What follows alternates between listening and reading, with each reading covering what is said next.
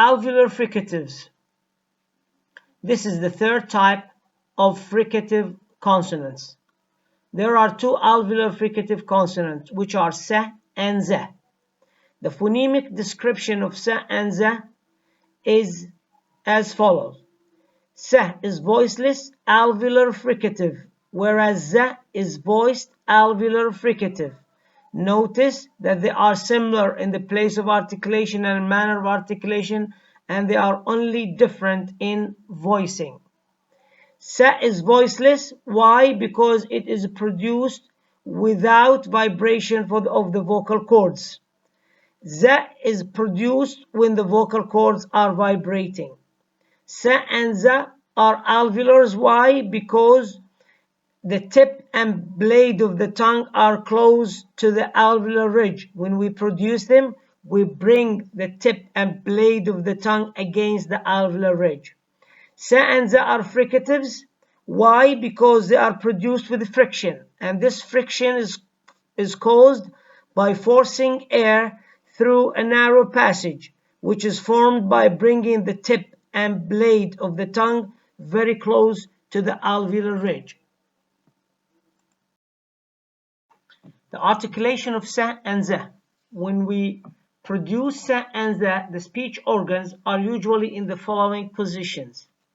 Now, number one, the soft palate is raised, as we said before, to allow the air escape through the mouth, and that's why we call it an oral, we call them oral sounds.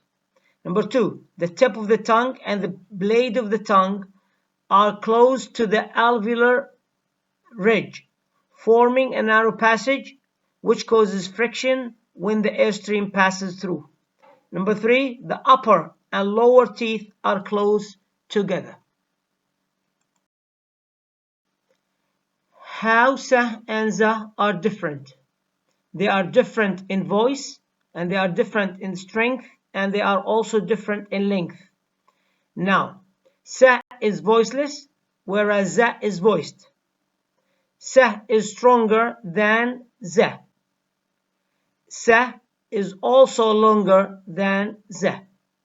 Now, two important points to remember: that the friction of S and Z is much greater than the friction of F and V and Th and The.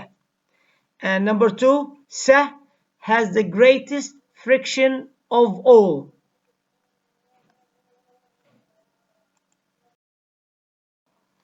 S and Z affect the vowel that comes before them when they occur finally.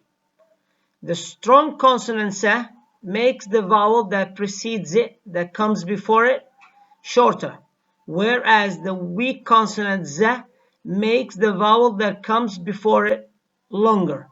For example, in the words his and his, the vowel in the word his, the vowel E in the word his is pronounced with more length than the vowel E in the word his, i.e. it's longer. Therefore, we pronounce the words as follows: his, his, his, his. Notice that the vowel in the word his is longer than the vowel in the word his. Again, the words place and plays.